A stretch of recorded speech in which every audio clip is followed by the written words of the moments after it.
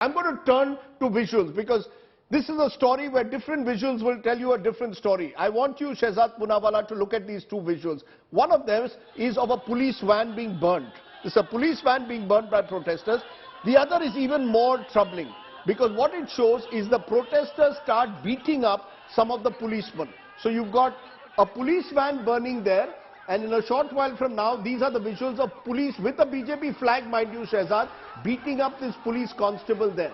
Now you tell me who is responsible, who should take responsibility for what seems to be, at one level at least, street gundaism. Please respond. In the first visual, and I hope visuals don't cloud your vision, if you look at it frame by frame, it doesn't look like a BJP karyakarta at all. Look at that.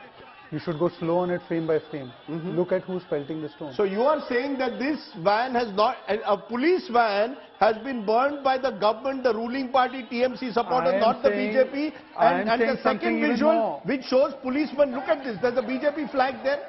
Please read, this is the van before the burning took place.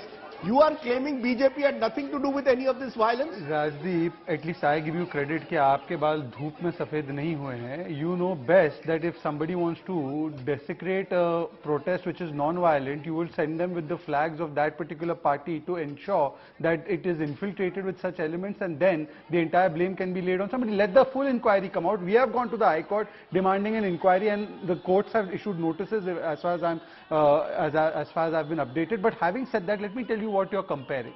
Let's assume, even for argument's sake, that these 1-2 stray incidents of violence are correct and true.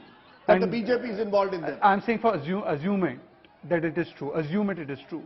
Are you justifying the institutional violence that has taken place in West Bengal, where 300 BJP karyakartas have been killed, where in 2018 you saw violence in Panchayati, in 2022 you saw violence after the post-poll elections, and the High Court had to say that rule of law has been replaced by law of the ruler? And what is the fundamental issue that we are discussing? The fundamental issue that we are discussing is that today, when people of West Bengal want to raise their voice on corruption, why is there so much of perturbed and disturbance that Mamata Banerjee is feeling that she will not allow a protest? She is a party born out of protest and Andolan.